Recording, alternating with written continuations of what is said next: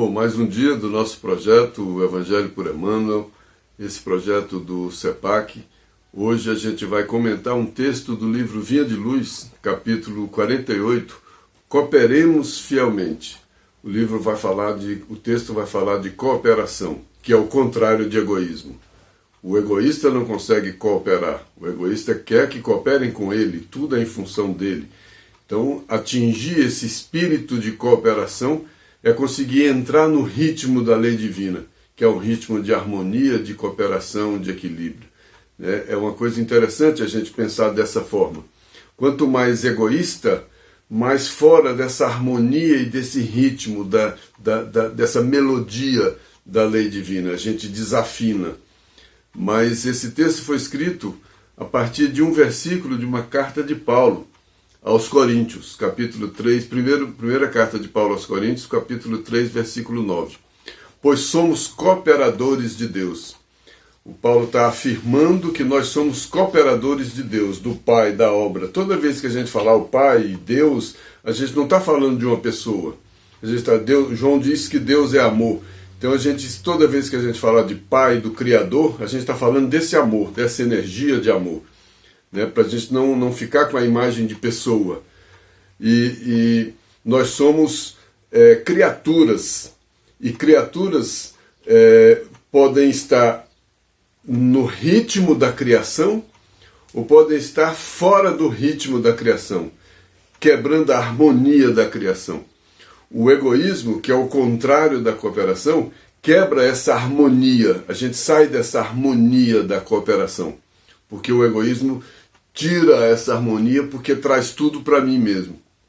E aí, como Deus é amor, e esse amor é essa harmonia, é essa cooperação, é essa criação, né? Nós somos cooperadores dessa criação, nós somos trabalhadores, né? Por isso que a gente é obreiro. As pessoas falam obreiro. Obreiro é quem está na obra. E qual é a obra?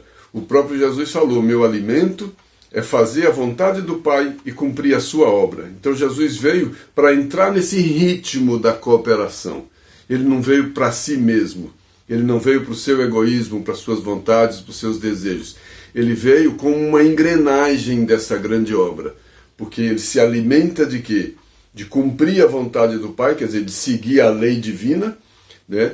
E cumprir a sua obra. E ser participante dessa obra de cooperação, de harmonia e etc. E no texto o Emmanuel diz que tem o Criador e as criaturas. E a criatura pode ser cooperador do Criador. Aliás, que seja feita a vossa vontade é ser cooperador dessa criação. E nós somos cooperadores. Toda vez que a gente desafina dessa criação, a gente está fazendo o contrário do nosso papel. E a nossa consciência que tem que dar esse valor, tem que dar essa ideia da harmonia, da cooperação. O Emmanuel diz no texto que Deus visita a criatura pela criatura. Olha que coisa interessante.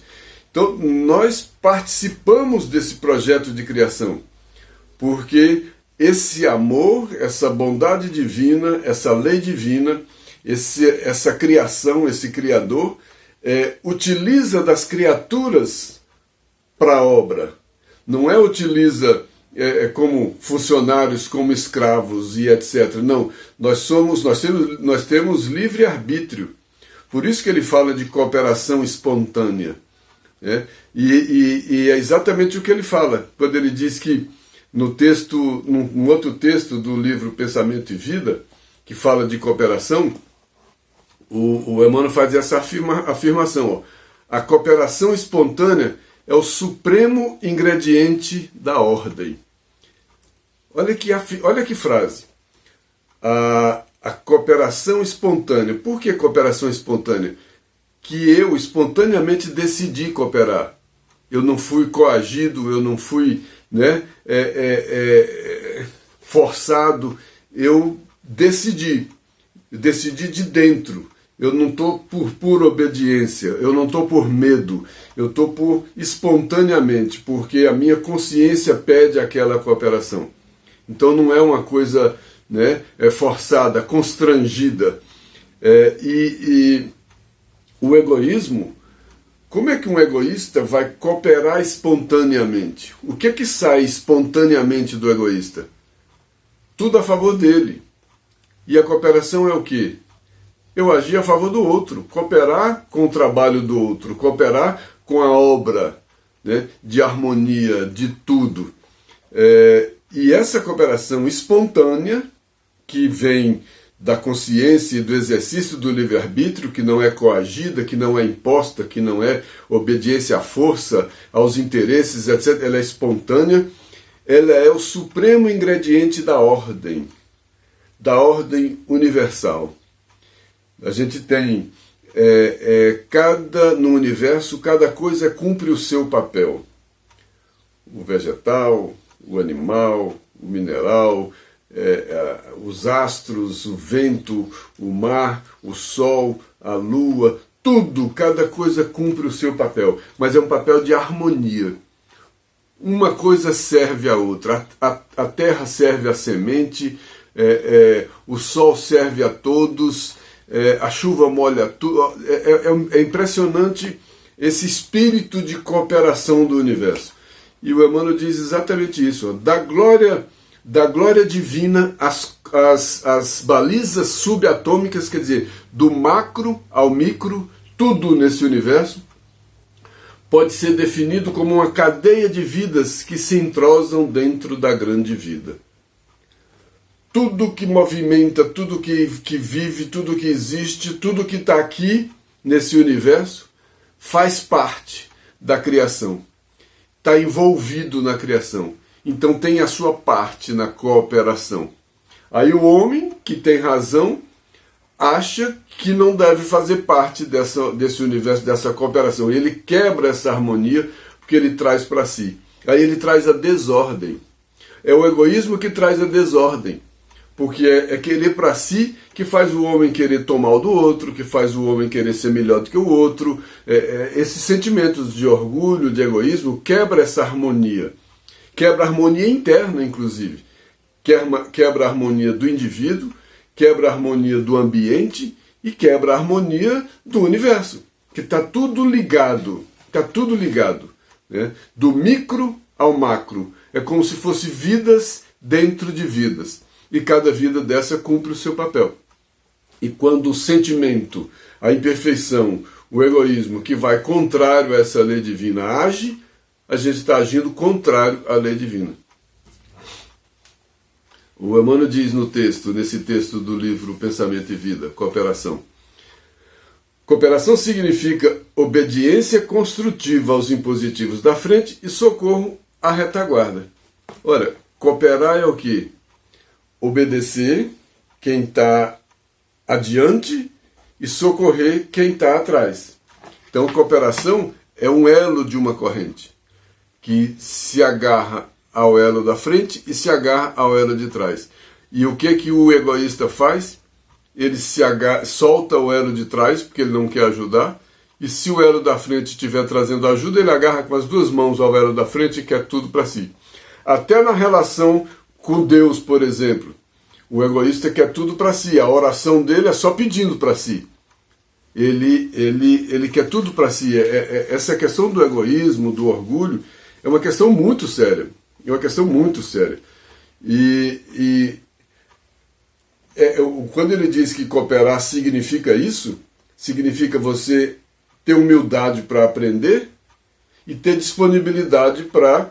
Essa palavra ensinar é complicada, né? Mas ter humildade para aprender e ter humildade também para disponibilizar aquilo que você sabe, para não esconder aquilo que você sabe.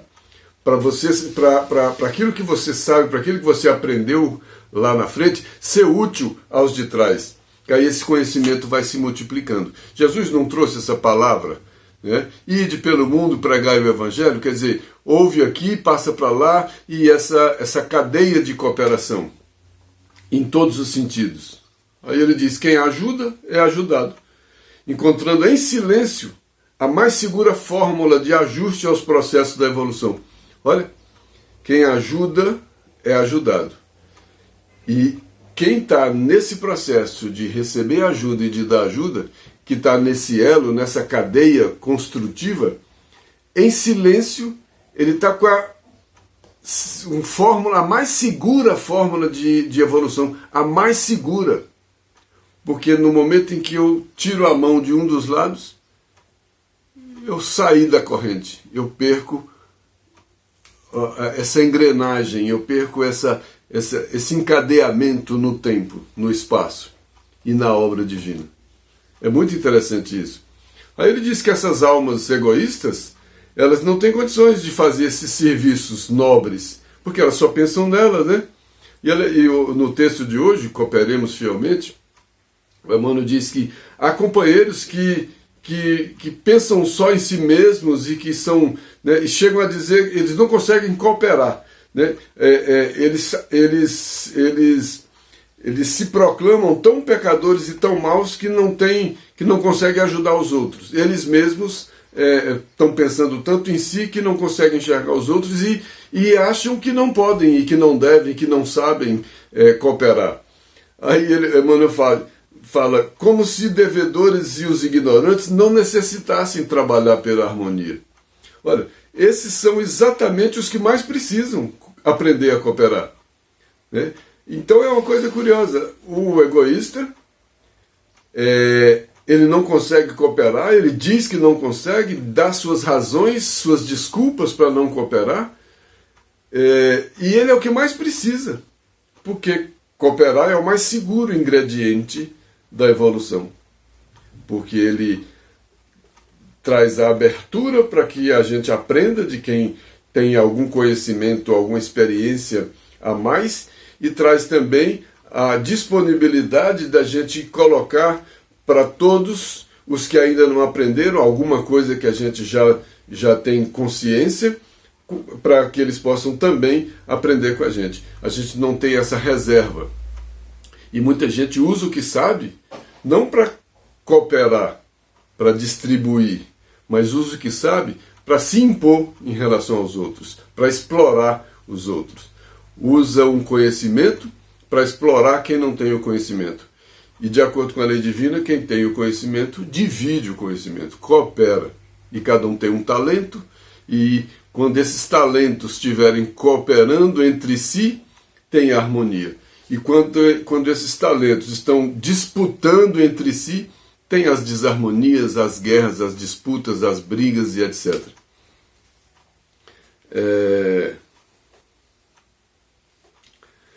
O Emmanuel diz: as portas da colaboração permanecem constantemente abertas a qualquer homem de mediana razão. E qualquer homem de mediana razão pode identificar a chamada para o serviço divino.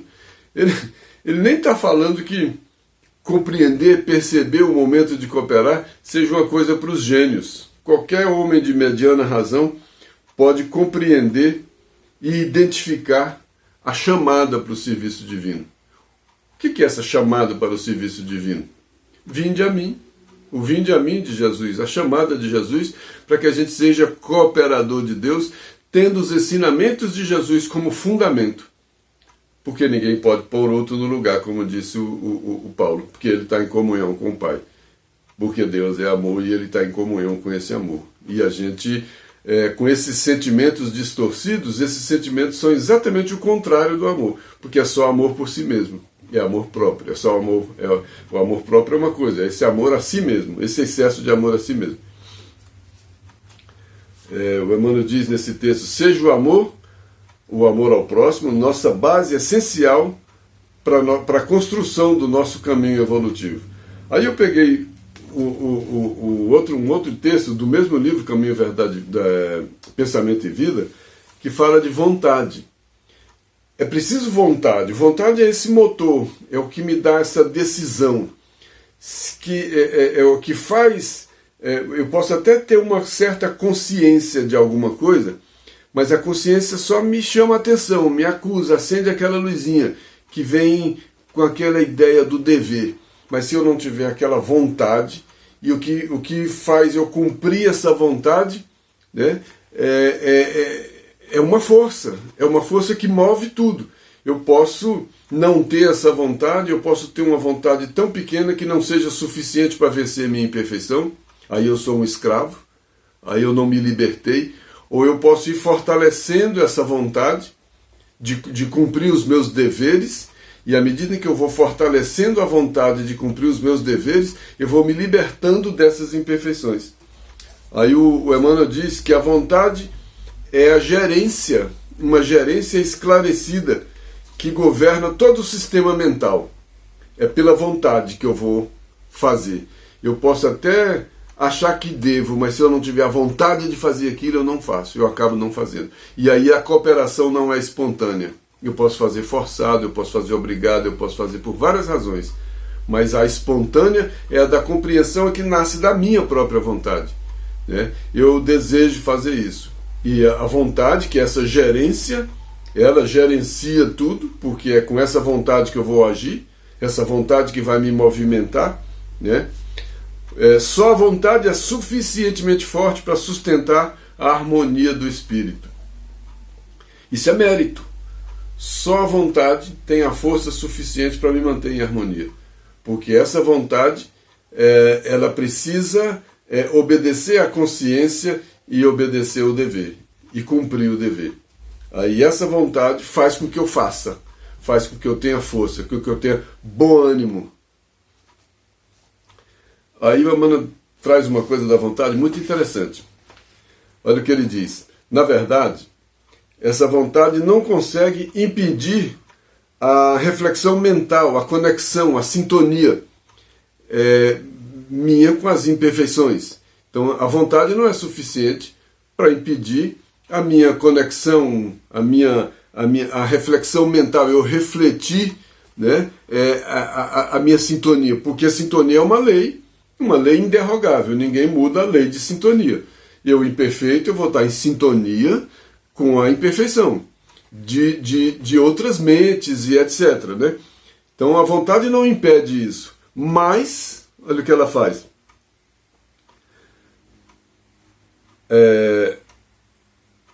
Ela não consegue impedir a reflexão mental, essa conexão, porque a sintonia é lei, né?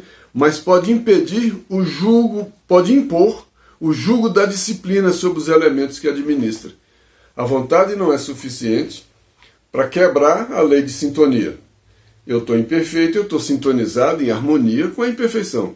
Mas a minha vontade, que não pode impedir isso, ela pode impor a disciplina.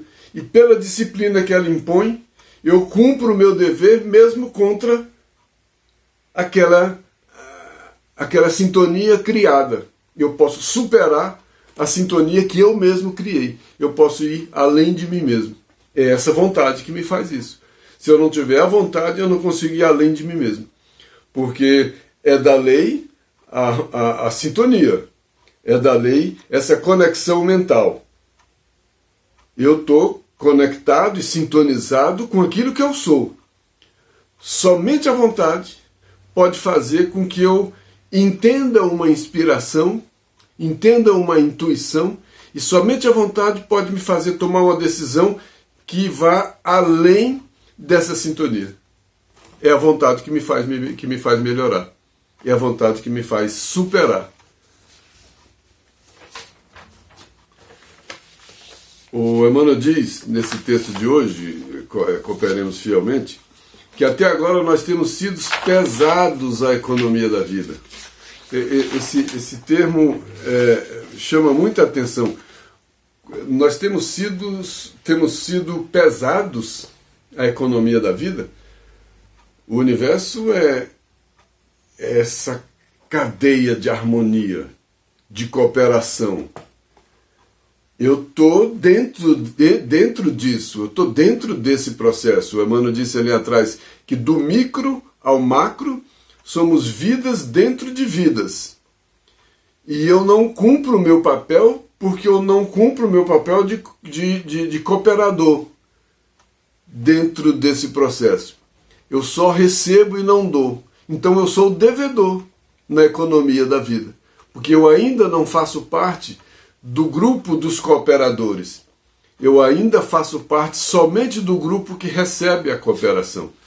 E esse grupo que somente recebe a cooperação é um grupo grande, é um grupo de egoístas que ainda não aprendeu a cooperar, que ainda não aprendeu a servir, que só quer ser servido, que só quer se dar bem, que só quer tirar proveito. Então eu ainda não aprendi. Jesus falou muito disso, que é aprenda a servir. Quantas e quantas lições Jesus trouxe para a gente aprender a servir. Ele veio para servir, porque ele é esse cooperador, e ele disse: meu alimento é fazer a vontade do Pai e cumprir a sua obra. E o nosso alimento, qual que é? Meu alimento é cumprir minha vontade, meus desejos, né? Minha imperfeição. E só a vontade é suficientemente forte para quebrar essa sintonia que eu tenho com essas coisas inferiores, e a vontade me faz cumprir o que determina a minha consciência, que é onde está a lei divina. E é pela vontade que eu posso crescer, né? E enquanto isso, eu não dou nada, eu só recebo, eu só quero receber. Então eu sou o devedor. Paulo disse uma vez: somos devedores de todos, de gregos, de romanos. Olha, Paulo dizia: quem entende é devedor de quem não entende, quem tem é devedor de quem não tem. E a gente faz o contrário: quem tem explora quem não tem, quem entende explora quem não entende. Olha como a gente faz o contrário. O que faz a gente fazer o contrário? Não é o espírito de cooperação, é o espírito do egoísta. Então a gente falar simplesmente eu não sou egoísta é uma balela, né? Porque a gente é egoísta. Porque a gente ainda não consegue fazer parte desses trabalhadores do Cristo. Somos aprendizes. Somos aprendizes e aprendizes do básico, né? E por isso nós somos pesados à economia da vida. Porque Jesus falou várias vezes, os trabalhadores são poucos, né? São poucos para tanta gente que quer receber. Os cooperadores são poucos para tanta gente que não quer cooperar, só quer receber a cooperação. A balança está desigual. E o que faz essa balança ser desigual nesse universo é o egoísmo, porque todo mundo quer receber e ninguém quer ser esse cooperador. À medida em que aumenta esse grupo dos cooperadores, melhora para todo mundo, porque todo mundo começa a receber mais cooperação. Mas todo mundo quer que os outros sejam cooperadores, mas ele não. Cooperadores no trânsito, cooperadores em casa, cooperadores nas relações, cooperadores na vida. A gente não quer cooperar com a harmonia. Na minha família, eu coopero com a harmonia da casa? Ou eu sou o primeiro a chegar resmungando, trazendo energias difíceis, quebrando a harmonia? Na relação com os filhos, eu sou o primeiro a quebrar a harmonia? Na relação no trabalho, no trânsito, na vida, no dia a dia, né? Como é que eu coopero com isso? Como é que eu coopero com esse ambiente, com esse universo criado, quebrando tudo, destruindo tudo? Eu sou um destruidor do universo? O homem é um destruidor do universo? Hoje, essa questão ambiental traz muito essa ideia da harmonia, do equilíbrio, da cooperação. Não dá mais para o homem achar que as coisas do universo estão aí para servir a ele. É um grande mecanismo de cooperação. E a gente utiliza de tudo isso desse universo, mas com esse espírito de cooperação. Não com o espírito de destruição. Não com o espírito de usufruto para si mesmo. De cooperação.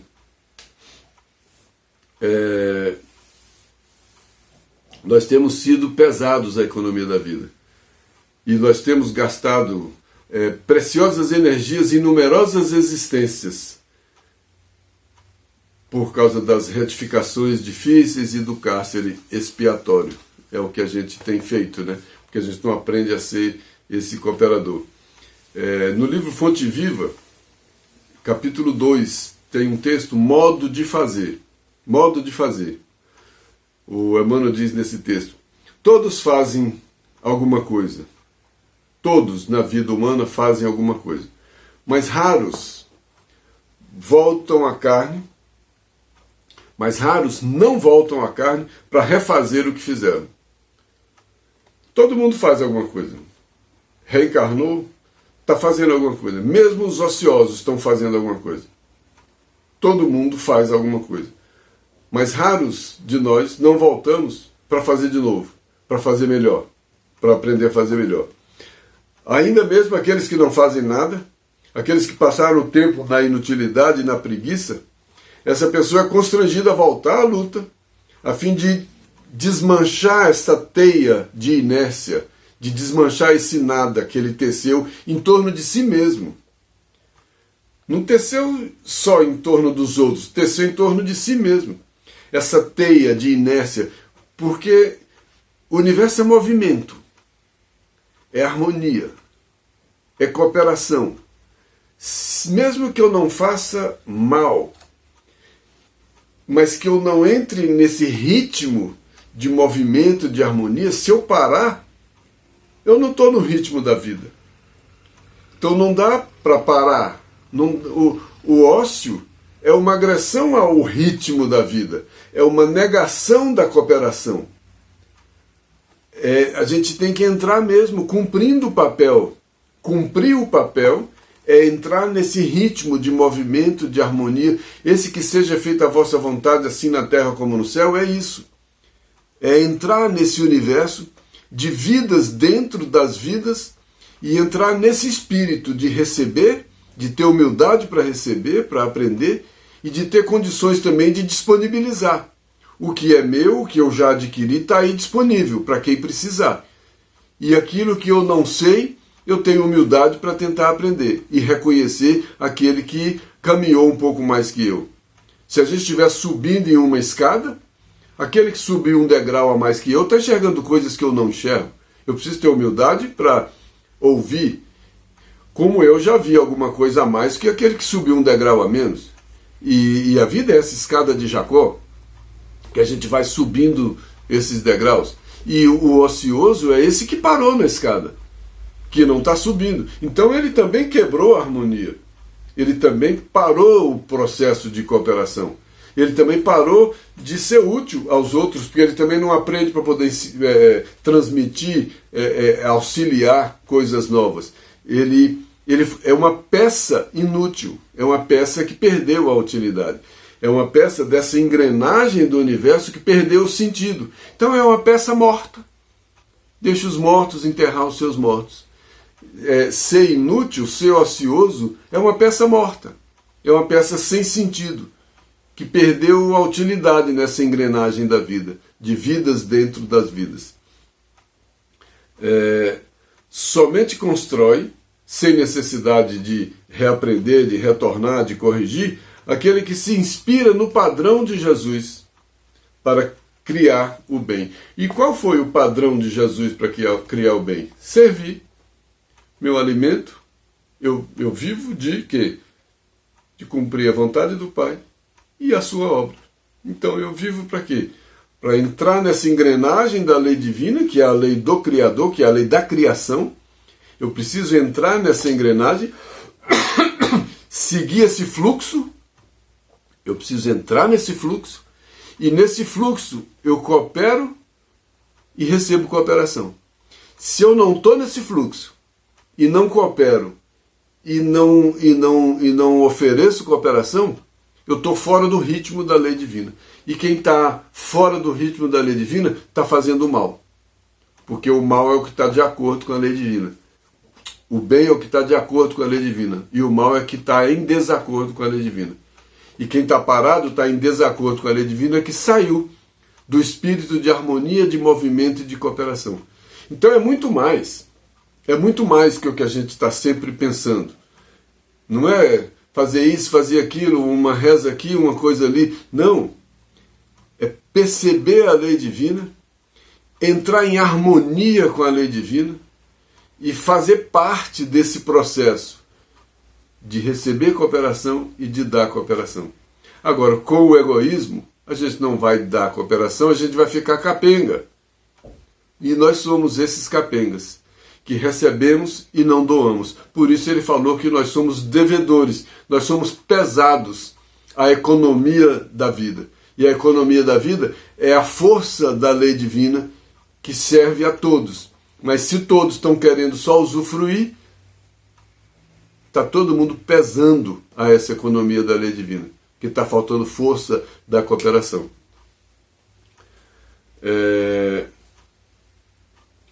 Aí o Emmanuel diz no texto de hoje: já é tempo de cooperarmos fielmente com Deus no desempenho de nossa tarefa humilde. E a nossa tarefa é humilde, é uma pecinha de nada nessa grande engrenagem.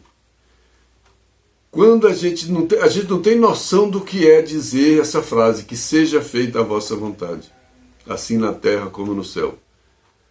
É compreender essa engrenagem, e não dá para a gente compreender totalmente, mas abrir a possibilidade de compreensão progressiva dessa grande engrenagem, nos situarmos dentro dessa engrenagem, reconhecendo o nosso papel humilde nessa engrenagem, e que nessa engrenagem nós temos o papel de cooperar e de receber cooperação.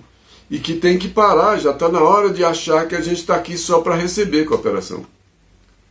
E a gente começar a servir, começar a cooperar também.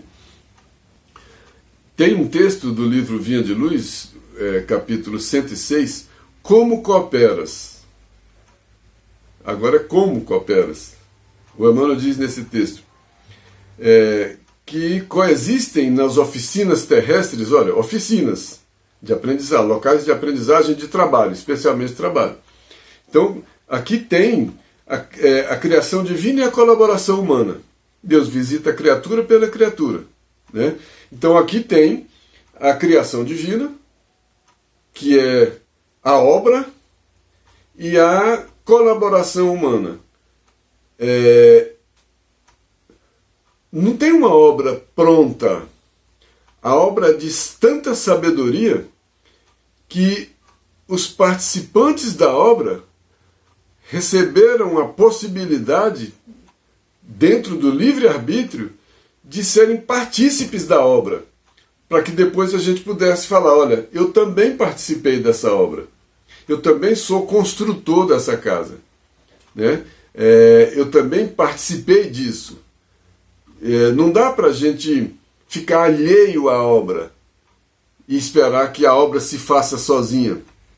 O Criador não precisava da criatura, né? O Criador, mas faz parte da concepção da obra divina, uma criação dinâmica, permanente, que não para nunca, e que essa criação caminha permanentemente para a perfeição. E o caminhar dessa criação para a perfeição é um movimento permanente dos mundos, que há várias moradas na casa do Pai. Então, em todos os lugares tem coisa chegando, coisa indo, evoluindo, caminhando. Não tem outra saída. É entrar nesse fluxo da criação, tentar compreender o máximo possível, ampliar a consciência, cumprir os deveres, ter vontade de cumprir esses deveres, embora às vezes contrariando o nosso desejo, mas utilizar o poder da vontade para impor a disciplina. E é só com disciplina que a gente deixa de fazer o que a gente gosta para fazer o que a gente deve fazer. E entrar nesse fluxo da criação e fazer parte da criação. Então, quando Paulo diz somos cooperadores de Deus, ele diz que a gente faz parte da criação e que nós somos também trabalhadores da criação, né? Não é aquela coisa é porque a gente está tão acostumado com o poder. E imagina o pai, um homem com poder, e a gente, os escravos, os trabalhadores. Não é isso. Nós temos o livre-arbítrio e somos livres para cada um pegar a sua lira, como diz o livro do Evangelho segundo o Espiritismo, para cada um pegar a sua lira e tocar a sua harmonia. Mas a harmonia não é nossa. A gente aprende a tocar essa harmonia da criação. Então cada um pega seu instrumento e vai tentar aprender essa harmonia, essa melodia. E quando a gente toca a melodia do egoísmo, a gente desafina. Porque uma orquestra não é um monte de egoístas. Cada um toca na sua hora, no seu tom, na sua altura, fazendo parte de todo um contexto. tem hora que alguém tem que parar para outro tocar, tem hora que outro sobe e outro desce, tem momentos na orquestra. E a gente está nessa orquestra. Não dá para a gente ser o solo o tempo inteiro dessa orquestra. Eu vou ser o solista e vou passar o tempo todo solando e está todo mundo só me acompanhando. Não é isso. Não é isso. A gente tem que compreender que a gente não é a estrela da orquestra. E nós temos que aprender essa música, entrar nesse processo de vidas dentro das vidas, compreender tudo como parte desse processo, respeitar esse processo, entrar nesse fluxo e cooperar. E continuar recebendo as cooperações e oferecendo as cooperações. Então coexistem aqui a criação divina e a colaboração humana. E cooperadores surgem, existem cooperadores que distorcem o seu papel de cooperadores. E existem cooperadores que se valem da oportunidade para exercer a dominação. Teve uma oportunidade de ter uma possibilidade a mais e aproveita a possibilidade a mais não para cooperar, aproveita a possibilidade a mais para explorar. E tem também aqueles que se aproveitam da inteligência para intensificar a ignorância alheia. Tem gente que aproveita que tem um pouquinho mais de facilidade, que já desenvolveu um pouquinho mais uma coisa ou outra, para explorar quem não entendeu ainda. E o espírito de cooperação não seria esse. Quem entendeu um pouquinho mais tinha que auxiliar quem entendeu um pouquinho menos. E aqui na nossa imperfeição a gente faz o contrário. Qualquer coisa que alguém tenha a mais serve de instrumento para exploração, serve de instrumento para alimentar seu egoísmo, serve de instrumento para alimentar sua riqueza, seu poder e etc. Não serve para cooperação. E também aqueles que estimam o instrumento de trabalho, qualquer que seja ele, não para cultivar, mas para utilizar como crime. Os talentos, não para servir a todos, mas os talentos para eu explorar. É muito curioso isso, é uma visão bem ampla da cooperação, né? Lembremos-nos, alerta o Emmanuel, de que há serviço divino dentro de nós e fora de nós. Olha que conexão. Há serviço divino dentro de nós e fora de nós. O templo interior está dentro de nós. E à medida em que a gente modifica esse dentro de nós, a gente modifica o fora de nós. Não dá para fazer o trabalho fora de nós se a gente não fez o trabalho dentro de nós. E não existe o trabalho dentro de nós se a gente não faz lá fora. Como não existe o lá fora se a gente não fez aqui dentro. Um depende do outro. Por isso o Evangelho é de amor, que é o trabalho dentro de nós. E à medida em que esse Evangelho entra, a gente começa a fazer o trabalho dentro de nós, por consequência a gente vai fazendo o trabalho fora de nós. Então não aprendeu, não adianta eu dizer que sou cristão, que sou fervoroso, que sou espírita, que sou católico, que sou evangélico, que sou qualquer coisa, e seguidor do Cristo, se eu não manifesto isso. Fica só lá dentro, dentro de mim há uma fé que não me faz melhor e que não me faz cooperar, que não me faz nada. Que fé é essa? É a figueira seca, que não dá frutos, né? Essa cooperação é o fruto. É preciso entrar nesse processo.